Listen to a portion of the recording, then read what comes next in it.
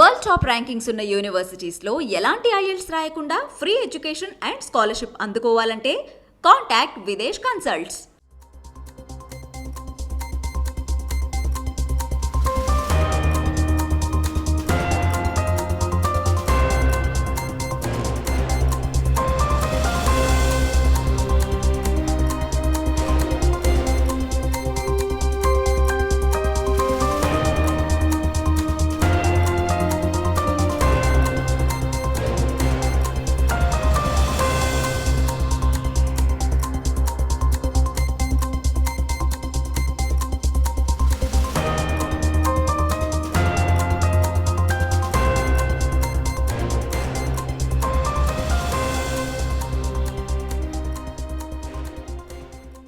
ఈరోజు జరిగింది ఏంటంటే, మేము మామూలుగా పేపరు తెప్పించి పేపర్ చదవటం అలవాటు.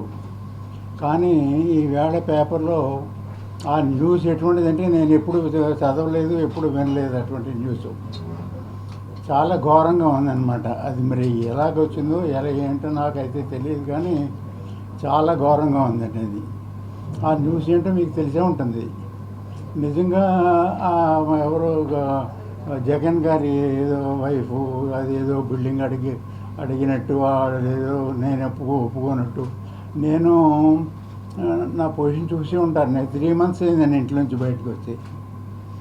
అటువంటి పరిస్థితిలో మరి ఉన్నవి లేని ఇలా కల్పించేసి ఇలాగే చెప్పడం అంటే చాలా ఘోరంగా ఉంది పొజిషను. అసలు అదేదో ఇంకా విచిత్రం ఏంటంటే, పొలిటికల్గా ఒకళ్ళకొకళ్ళు ఏదో ఒకటి అనుకోవటం, ఏదో ఒక పద్ధతి మాట్లాడుకోవటం అది వేరే సంగతి. కానీ కలెక్టర్ గారిని కూడా ఇందులోకి లాగారు. అందులో కలెక్టర్ గారు అది యాక్చువల్గా ఆ యాక్ట్లో లేదండి. మాకు ఆ పొలం, మాకు సైట్ కానీ వేరే పొలం కానీ ఏది లేదు.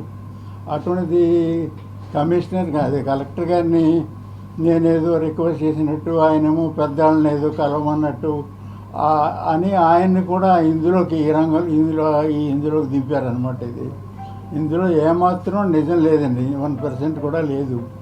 అసలు ఇల్లు అడగటం ఏంటో, నన్ను కలవటం ఏంటో 3 నెలల క్రితం సుమారుగా కలిశారని రాశారు. 3 నెలల క్రితం నేను లేను. నేను హైదరాబాద్లో హాస్పిటల్లో ఉన్నానండి. ఇప్పుడు కూడా నాకు హెల్త్ బాగాలేదు. ఇవాళ కూడా ఏంటంటే, మీ అందరూ వస్తారు కదా, ఒకసారి ఎవరికి కలుద్దాం అనే దృష్టితో రావటం, ఓపిక లేకపోయినా ఒప్పుకున్నా అలాగా కష్టపడి వచ్చానండి నేను. అటువంటి అబాండాలు వేసి అంత న్యూసెన్స్గా ఆ న్యూస్ పేపర్లో రావటం అంటే చాలా అన్యాయం అండి అది.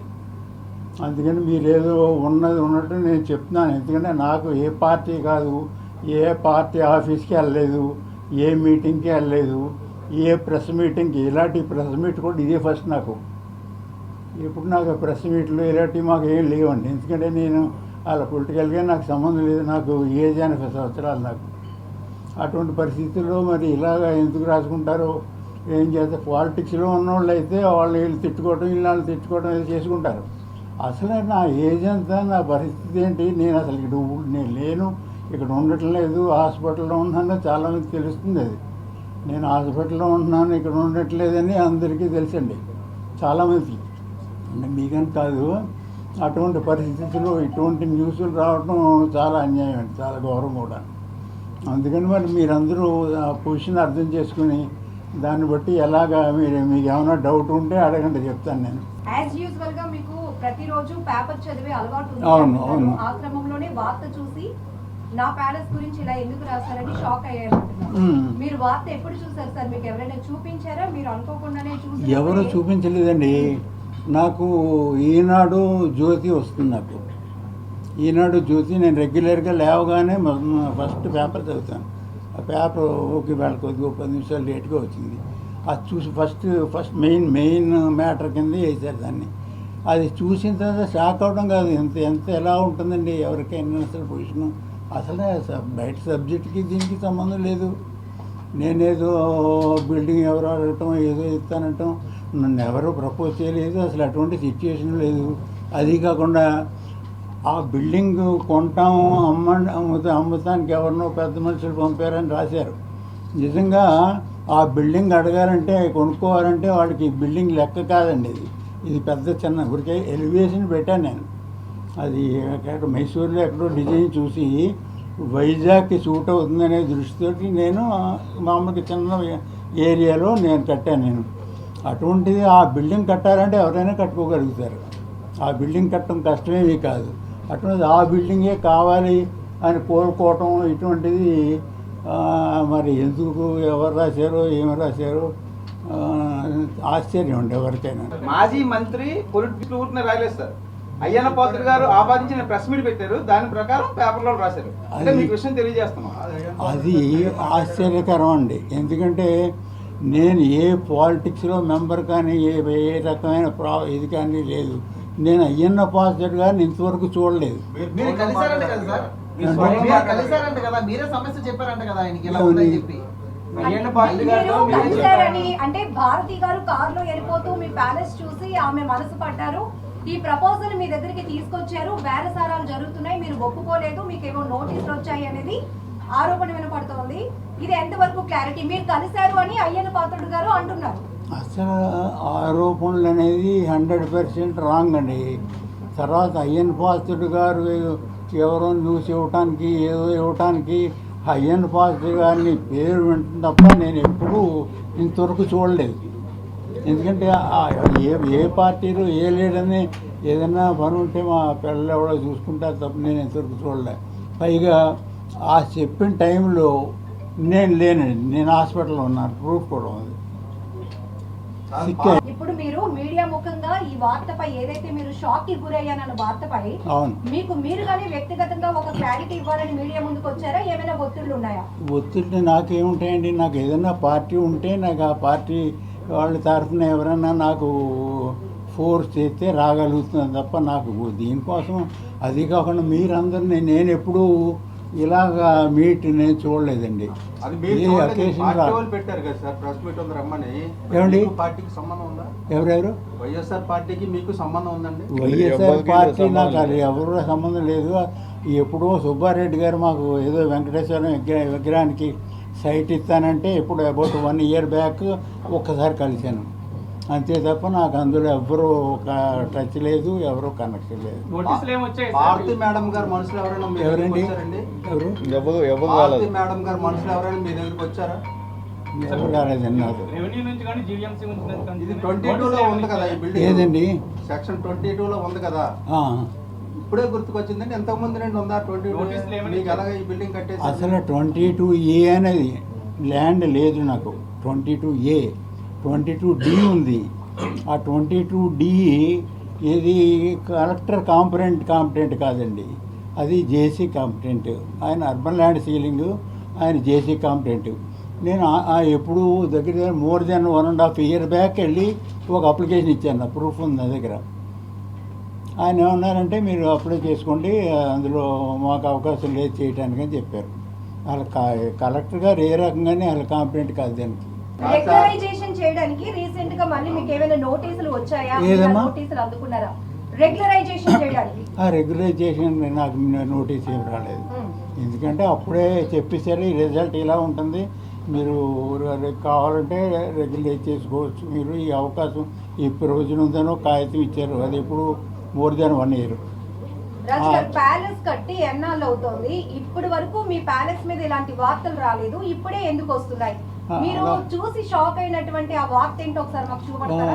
తప్పనిసరి. కానీ మేము కట్టి 4 years 4 years అయిందండి సుమారుగా. ఆ కరోనా టైంలో మేము ఆ ప్యాలెస్ కట్టిన తర్వాత కరోనా స్టార్ట్ అయింది. కరోనా స్టార్ట్ అయ్యాక మాకు బిజినెస్ కూడా దెబ్బతింది. అప్పుడు కరోనా వలన ఎవరు ఫంక్షన్స్ ఎవరు చేసుకునే వాళ్ళు కాదు, దానివల్ల మేము చాలా ఎఫెక్ట్ అయ్యాం. అంతే తప్ప మాకు అది కావాలని కానీ ఎవరు కానీ అలా నన్ను అడగలేదు, మరి ఆ పొజిషన్ రాలేదు. మరి ఈ న్యూస్ ఎలా వచ్చిందో నాకు తెలియదు. సార్ ప్రెస్ మీట్ పెట్టాలని ఆలోచన ఎందుకు వచ్చింది సార్? ఏదండి ప్రెస్ మీట్ పెట్టాలని ఆలోచన ఎందుకు వచ్చింది? నాకా ప్రెస్ మీట్ పెట్టాలని ఆలోచన ఎందుకు వచ్చిందంటే మార్నింగ్ నుంచి ఎన్ని ఫోన్లు, ఇంకా వాళ్ళ ఆ నెంబర్లు, ఆ ఫోన్లు, ఆ పేర్లు నేను చెప్పను, ఎన్నో ఫోన్లు వచ్చినాయి. మరి ఎలా తెలుసుకున్నారో నాకు తెలియదు. నాకు 2-3 ఫోన్లు ఎత్తాను, పలానా అన్నారు. నాకేమో సిక్ అండి, మాట్లాడలేను. అలాగా చేసి నేను ఫోన్ ఎత్తడం మానేశాను. ఇంకా ఆఖరిని ఏంటంటే ఈ ఫోన్ ఇలాగ మనకి వదిలేలా లేదు, ఏదో ఒకటి సమాధానం చెప్పాల్సిన రెస్పాన్సిబిలిటీ మనకు ఉంది కదా అని అప్పుడు మధ్యాహ్నం 1 గంట కుదురుతుందంటే కుదరదనుకున్నాం. సాయంకాలం 4ంటికి అయితే నేను ఆఫ్టర్ ఫుడ్ రెస్ట్ తీసుకుని రావచ్చు అనుకుని వచ్చాను అనమాట. పార్టీ వాళ్ళు పెట్టమంటే పెట్టారండి. ఏ పార్టీ వారు పెట్టారు నాకు ఏ పార్టీ తెలియదు. పార్టీకి కానీ ప్రెస్ మీట్కి సంబంధం లేదు. అయ్యన్ పాత్ర గారు ఎలా ఉంటారో మీకు తెలియదు అన్నారు. పేరు అయ్యన్న పాత్రుడు గారు ఆ పలానా పార్టీ ఇదని తెలుసు తప్ప నేను ఆయన ఎప్పుడు చూడటం కానీ ఎప్పుడు మాట్లాడటం కానీ తెలియదు. పైగా నేను చెప్తున్నాను, ఇంకోటి చెప్తున్నాను, ఎవరైనా పొలిటికల్గా కొంచెం పెద్దవాళ్ళు ఎవరైనా వస్తారు అని అంటే మా ఫంక్షన్ వాళ్ళు ఏదైనా ఫంక్షన్ ఉంది వెళ్ళను. ఎందుకంటే ఏదో మాట్లాడించాలి, మనకి ఆ సబ్జెక్టు తెలియదు, వాళ్ళకి పెద్దవాళ్ళు. ఎందుకంటే నేను అసలు ఇప్పటి వరకు ఏ పొలిటీషియన్ పెద్ద లెవెల్లో వచ్చినా నేను ఇంతవరకు అండి ఆరోగ్యం బాగాలేదు. ఆరోగ్యం బాగాలేదు. తర్వాత మీరు ఎవరు ఇంతవరకు మీరు ఏ మీడియా ముందుకు రాలేదు, ఎప్పుడు ఎటువంటి సమావేశాలు నిర్వహించలేదు, ఎక్కడ మీరు పాల్గొనలేదు. ఏది మీరు మీకు ఎవరు కూడా తెలియదు, మీడియా వాళ్ళు కూడా ఎవరు కూడా తెలియదు. తెలియటం అంటే ఇందులో నేనైతే గుర్తుపట్టలేను, కానీ అప్పుడప్పుడు మా పేపర్కి మీరు చందా ఇవ్వండి అని వచ్చిన వాళ్ళు ఉన్నారు. ఎంతో కొంత మేము ఏదో ఇవ్వటం. అయ్యన్ పాత్ర గారు నేను చర్య తీసుకుంటున్నాను. నెక్స్ట్ ఏమైనా యాక్షన్ తీసుకోబోతున్నారా? ఒక్కసారిగా మిమ్మల్ని ఎంత ఆందోళన ఎవరైనా కోర్టు పరంగా ఎలాగా లీగల్గా ఏమైనా యాక్షన్ తీసుకుంటారా? లీగల్గా ఏమన్నా వెళ్తారని అడుగుతున్నాను. లీగల్గా నేను ఎప్పుడు కోర్టుకు వెళ్ళలేదు ఇంతవరకు. ఇప్పుడు వెళ్తారా సార్? ఇప్పుడు వెళ్తారా అయ్యన్న పాత్ర పైన? ఇప్పుడు దేనికి ఇన్ఫర్మేషన్ వేసే ఏదండి ఇప్పుడు మీరు డ్యామేజ్ అయినట్టే కదా, పేపర్లు వేశారు, మరి అంతే కదా. అటువంటి పేపర్లు బోర్డు అని పడుతుంటాయండి. అలా కాదు, అవునండి, మేము క్లారిఫై చేయాలి కదా. అవన్నీ ఎంత 80 సంవత్సరాలు వచ్చేసి ఇంకా ఏ పేపర్లో వేసేసో నేను ఏదో చెప్పేసో చెప్పలేను. కానీ మీరు అందరూ వచ్చారు కాబట్టి మీకు మీ డ్యూటీ ఏంటో మీరు చేయండి. నాకు అది వెయ్యాలా వేయక్కర్లేదా ఏమనేది నాకు తెలియదు. నేనైతే డైరెక్ట్గా నా చేతిలో ఉన్నది కాదు అది. రాజు గారు ఇంకెక్కువగా మిమ్మల్ని ఇబ్బంది పెట్టదలుచుకోలేదు. క్లోజ్ చేసేస్తాం. చివరిగా ఏమైనా చెప్పాలనుకుంటున్నారా? చివరిగా నేను వేరే చెప్పేది ఏముందండి, ఇది అన్యాయం జరిగింది కానీ మరి ఇది ఎలా జరిగిందో పలానా అందులో పేర్లు రాసినంతనే నా పేర్లే చెప్పారా, ఎవరు చెప్పారో, మధ్యలో వాళ్ళ తరఫున వాళ్ళు పేరేసి ఎవరన్నా వేరే వాళ్ళు చెప్పారా అని మాకేం తెలుస్తాయి. కొద్దిగా పేపర్ కూడా నేను మ్యాక్సిమం ఒక అరగంట చదువుతాను మెయిన్ పాయింట్. అంతకంటే పేపర్ చదివి ఓపిక కూడా లేదు నాకు. రాజుగారు పేపర్లో తప్పుడు వార్తలు రాశారు అని మీరే చెప్తున్నారు. అవును, ఆ తప్పుడు వార్తలను ఖండిస్తూ మీరేమైనా ఆ పేపర్ మీద కోర్టు కేసేసే ఆలోచనలో ఉన్నారా? నేను కోర్టులో కేసు వేసే పరిస్థితి ఇవన్నీ నాకు పర్మిట్ చేయదండి బాడీ. కోర్టుకి వెళ్ళాలంటే ఫస్ట్ ఎవడో ఒకడు వెళ్ళాలి, లేకపోతే ఒకసారి ఎట్టండాలి, లేకపోతే ఎవడో లాయర్ని సరైన చూసుకోవాలి, ఇవన్నీ చూసుకోవాలి. అవన్నీ నాకు ఇప్పుడు అలా కోర్టుకి వెళ్ళడం వస్తే సగం మంది కోర్టుకే వెళ్తారు ఊళ్ళో జనం, కానీ అవన్నీ నేను చేయదలుచుకోలేదు. ఇప్పుడున్న పరిస్థితుల్లో మీ ప్యాలెస్ కి భవిష్యత్తులో కనుక ఇబ్బంది వస్తే మీరు కాపాడుకోగలరు ఈ వయసులో? ఇబ్బంది వచ్చినప్పుడు మనం కాలుకి దెబ్బ తగిలినప్పుడు ట్రీట్మెంట్ చేయించుకుంటాం, అంతేగాని మనకి కాలుకి దెబ్బ తగులుతుంది అనుకుని కాలుకు కట్టుకుని వెళ్ళాము. నిప్పు అదే కావచ్చు, అవి చెప్పే పొజిషన్ కూడా నాకు అవి శాంపిల్స్. మీ తరపున ఎవరైనా చెప్పించుంటే బాగుంటుంది. ఏమండి మీ తరపున మీ వాయిస్ అనుకోవాలి కాబట్టి చెప్పించి ఏంటది మావాడికి ఏం అలా మాట్లాడండి. లేదండి, అంటే ఇప్పుడు మా వరకు ప్రాబ్లం ప్రెస్ మీట్ పెట్టడంలో ఉద్దేశం ఏంటి? ఇప్పుడు మీ మీద మామూలు- ఎవరి ప్రెజర్ వల్ల ఈ ప్రెస్ మీట్ పెట్టారు. లేదు ఎవరు దాని మీద అయ్యన్న పాత్రుడు భారతీ రెడ్డి అనే వ్యక్తి మీ మీద ప్రెజర్ ఇచ్చి వాళ్ళు పంపించారు, రేపు పొద్దున భవిష్యత్తులో ఈ గాదిరాజు ప్యాలెస్ తీసుకుంటారు అని పెట్టి మీరే వెళ్ళి అయ్యన్న పాత్రుడితో చెప్పినట్టు మాట్లాడారు. ఎవరు మాట్లాడారు? అయ్యన్న పాత్రుడు లేదు అలా ఏం లేదు. అంటే చదవండి ఈ వార్త. చూసాను లేదు అలా కాదండి, చూడకుండా అంటే అలాగా, మరి చెప్పలేదంటే అలాగా, మరి అలాగే లేదంటే అలాగా, మరి ప్రెస్ వాళ్ళు ఎందుకు కాదు మరి చేశారు మీరు? మీరు కలిసినట్టు మీరు ప్రూవ్ చేయండి పోనీ. మేమెందుకు చేస్తాం? అవును మరి మీరే చెప్తున్నారు కదా కలిసా. అవును కరెక్ట్ అండి, మేము అలాగే అయ్యన్న పాత్రుడు గారిని కలిసినట్టు ప్రూవ్ చేయండి పోనీ. మేము చేయడం కాదు. కాదండి, న్యూస్ వచ్చింది మీరే మమ్మల్ని చెప్తున్నారు. క్వశ్చన్ చేస్తారా సార్? కాదు యాక్షన్ తీసుకోవాలి. చేసుకోవాలి కదా సార్ ఇప్పుడు. అలాగే ఎందుకంటే అలాగే సార్ అలా కాదు సార్, ప్లీజ్. ఇప్పుడు అదే అడిగారు కదా అంటే ప్రూవ్ చేయండి అని. అదే అయ్యని పాత్ర అడగండి, మేము ప్రూవ్ చేయండి, మీకు చెప్పాం కదా ప్రూవ్ చేయండి అని చెప్పి అయ్యని పాత్ర అడగండి. లీగల్ గా వెళ్తారా లేకపోతే మామూలు ప్రెస్ గా చెప్తారా చెప్పండి. లీగల్ గా అంటే విశాఖలో మీరు చూసి ఉంటారు గత ఏదండి? మధ్యవర్తి చేతుల్లోకి వెళ్ళిపోయి ఇప్పుడు అవి ఏ పరిస్థితిలో ఉన్నాయో ఎవరు తెలియని పరిస్థితిలో ఉంది. ఇప్పుడు మీ ప్యాలెస్ సంబంధించి కూడా అలా జరుగుతుందేమో అని భయం అందరికి. నాకు భయమేమీ లేదండి, ఎందుకంటే అది చెప్పుకోదగ్గంత ఏమీ కాదు.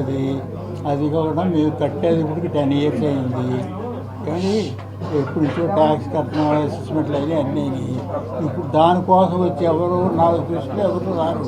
అది కూడా ఊరికే లాగేసుకుందాం అని. ఇప్పుడు ఎన్ని రకరకాల కౌర్లన్నీ నిజమని కూడా అనుకోలేము. పేపర్లో ఏదైనా న్యూస్ వస్తే చదవాలి మనం. ఆ పేపర్లో న్యూస్ వచ్చి అన్నీ కరెక్ట్ అని అనుకోలేము. అది ఎలా వచ్చినాయి, ఎవరు వేసారు, ఏం చేశారు అనేది మాకు తెలియదు. కానీ న్యూస్లు రకరకాల పార్టీల మీద రకరకాల న్యూస్లు వస్తుంటాయి. ఇంకా అవన్నీ మనకు అదే పని. అవన్నీ నిజం అనుకుంటే ఎలా అవుతుందండి? సార్ ప్యాలెస్ కట్టినప్పుడు ఈఎల్సీ ల్యాండ్ ఇందులో ఉందని చెప్పి ఆ రోజుల్లోనే కామెంట్స్ వచ్చినాయి, ఉన్నదా లేదా? 22Aలో లేదండి, 22D అంటే అది 100% క్లియర్. అది ఇప్పుడు ఇక్కడ ఉన్న ఆఫీస్ స్టాఫ్, అది జాయింట్ కలెక్టర్ ఆఫీసు, మీరు ఇప్పుడు అందరూ రండి ఇవాళ కానీ రేపు కానీ నేను చూపిస్తాను మా పేపర్స్. 100% క్యాష్ పెట్టి కొనుక్కోండి. అందులో యూఎల్సీ ఉండే అవకాశం లేదు. యూఎల్సీ యాక్ట్ గురించి కూడా నేను చెప్తాను మొత్తం చెప్పమంటే. మీరు ఎవరైనా ఒక 4-5 రండి, పేపర్లు చూడండి. అది ఏమన్నా డిఫరెన్స్ ఉంటే ఇప్పుడు ల్యాండ్ వదిలేస్తాను నేను. వైసీపీ నాయకుడు విజయసాయి రెడ్డి ఉత్తరాంధ్ర ఇన్ఛార్జ్ గా ఉన్నప్పుడు మీ మీద ప్రెజర్ వచ్చిందని వచ్చింది. దాని మీద ఆరోపణ మీద కామెంట్ ఏమొచ్చింది? ఒత్తిడి వచ్చిందని. ఎటువంటి ఒత్తిడి లేదు. అదే ఆయన చెప్పి మనం అవునండి, ఆయన చెప్పిన విజయసాయి రెడ్డి గారు ఒత్తిడి చేశారు ఈ ల్యాండ్ ఇమ్మని చెప్పి. అసలు విజయసాయి రెడ్డి గారిని 1-2 కలిసింది కరెక్ట్. అప్పుడు ఒక అది ఎవరది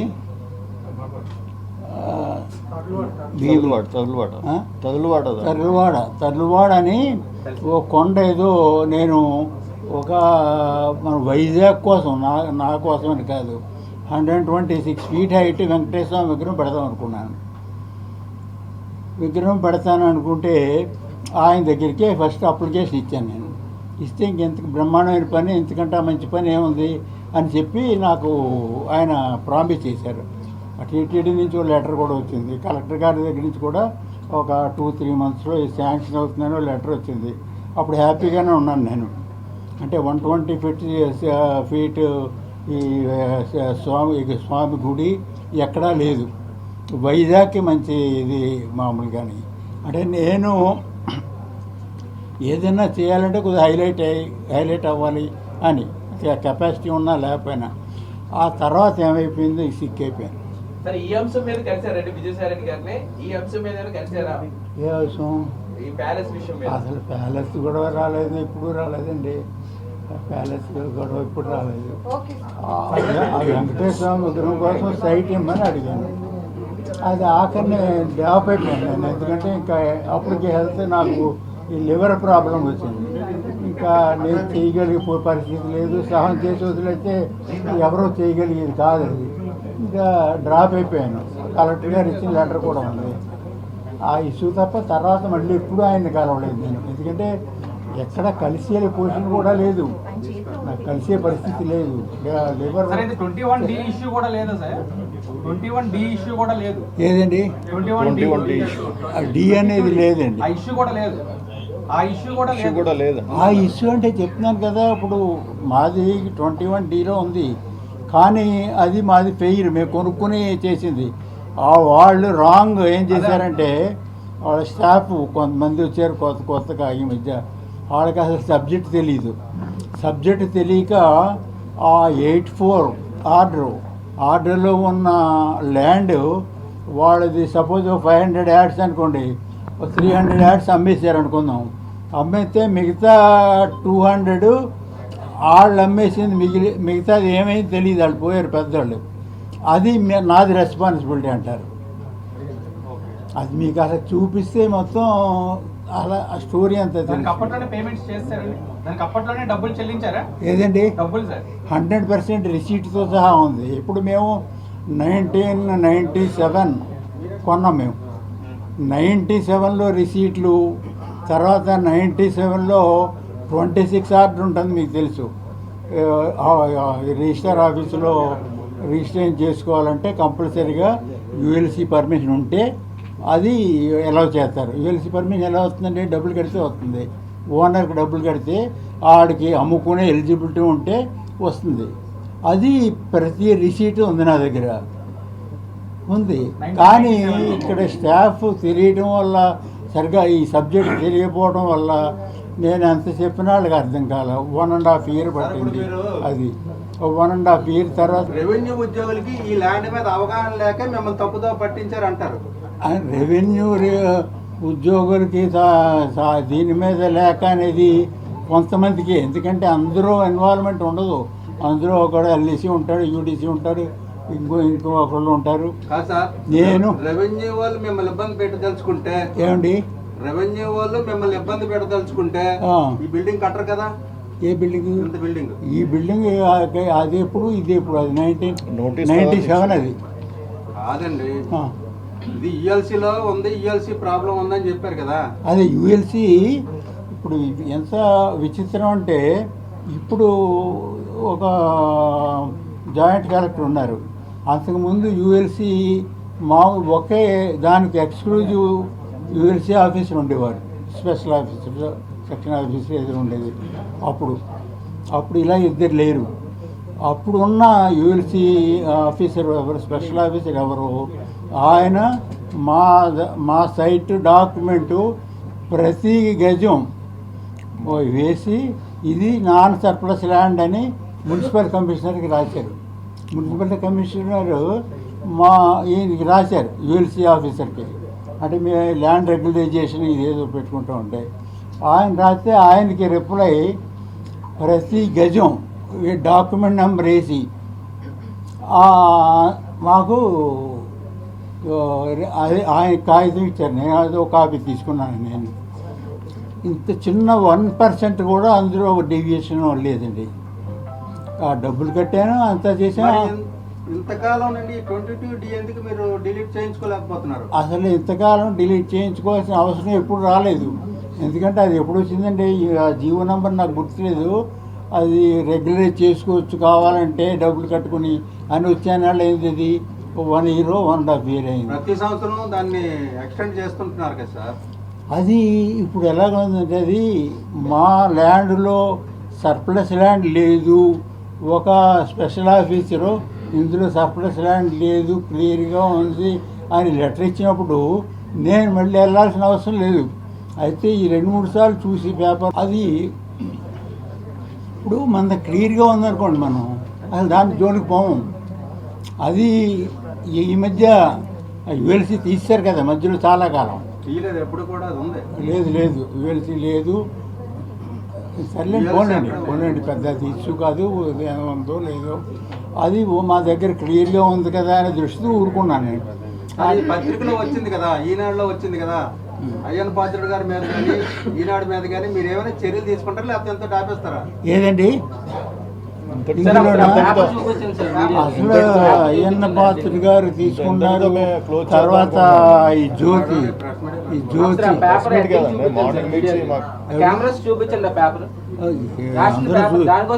మీరందరూ చూసిందే కదా ఈ పేపర్.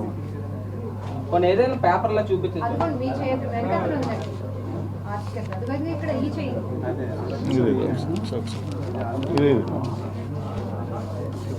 చూపించండి కెమెరా చూపించండి. రాజుగారు చిన్న మాట అండి. చెప్పండి. వాస్తవానికి అయ్యన్న పాత్రుడు గారిని ఎవరు మీతో మాట్లాడలేదు అంటున్నారు. అసలు నేను చూడలేదు ఆయన ఇంతవరకు. చూడలేదు కదా, మరి ఎందుకు ఇట్లా మాట్లాడారు? ఏమైనా పొలిటికల్ ఇంట్రెస్ట్ తో అలా మాట్లాడినట్టు అనిపిస్తుంది? ఏ పొలిటికల్ ఇంట్రెస్ట్? నేను ఎవరు ఏ పొలిటికల్? ఆయన అయ్యన్న పాత్రుడు గారు మీతో సంబంధం లేదు. ఆయన ఎందుకు ఇలా మాట్లాడారు? ఇలాగా వాళ్ళ మనుషులు బెదిరించారు, ఆయన అమ్మమ్మని చెప్పారు, ఇట్లా అని రాశారు అందులో ఆయన అవును రాశారు, పేపర్లో బోర్డు రాస్తుంటారు. ఆయన మాకేం తెలుసండి, పేపర్ రాయడం అది వేరే మీరు సార్. ఆయన చెప్పలేదు. చెప్తేనే వీళ్ళు రాశారు. ఎవరు? అయ్యన్న పాత్రుడు గారు మాట్లాడితేనే పేపర్లో రాశారు.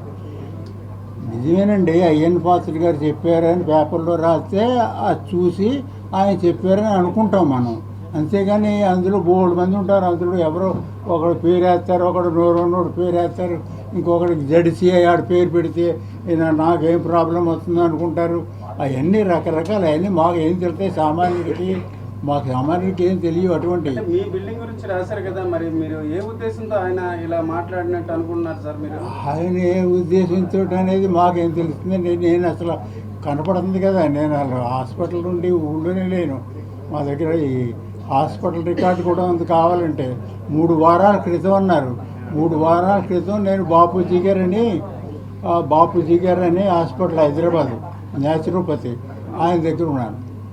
అందుకని ఆయన ఎవరో 3 వారాల క్రితం అనుకున్నారు, 5 వారాల క్రితం అనుకున్నారు, నాకేం తెలుస్తుంది. అసలు 3 వారాల కింద అనుకున్నారు అనేది విచిత్రం నాకు.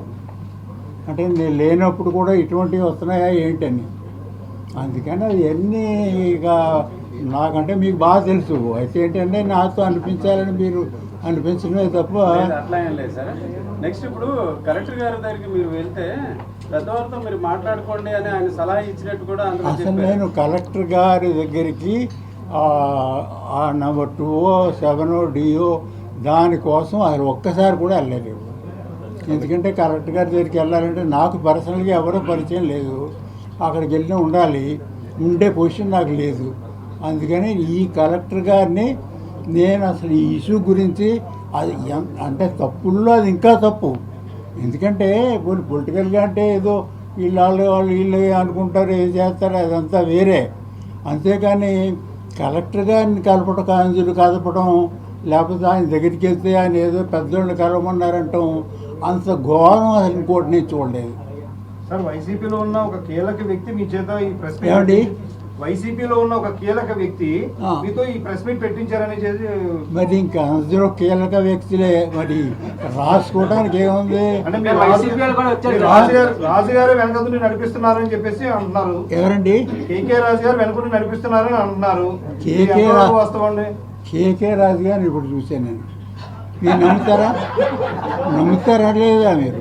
ఒకటి, నాకు అబద్ధాలు చెప్పడం, తప్పుడు పనులు చేయటం ఇటువంటి అలవాటు లేదు నాకు అసలు అలవాటు లేదు. అటువంటిది ఈవేళ నేను దీన్ని మీరు నమ్మినా నమ్మకపోయినా కొంతమంది వైసీపీ నాయకులు మీతో ప్రెజర్ పెట్టి ఎట్టించారని కూడా వస్తుంది. ఎట్లా ఎంతవరకు నిజం? ఇప్పుడు ఏదైనా తప్పు చేయటం ఒకసారి కష్టం, అబద్ధం ఆడటమైనా, కొట్టడమైనా, ఇంకో చేయటమైనా, లేకపోతే ఇంకోటి చంపడమైనా ఒకేసారి కష్టం. తర్వాత ఎన్నిసార్లైనా తీసుకోవచ్చు. అందుకని ఎవరో ఒకసారి ఏదో చేసేదంటే ఓకే. ఈ ప్రెస్ మీట్కి వచ్చిన ప్రతి ఒక్కరికి పేరున ధన్యవాదాలు తెలుపుతూ ఈ ప్రెస్ మీట్ క్లోజ్ చేయడం.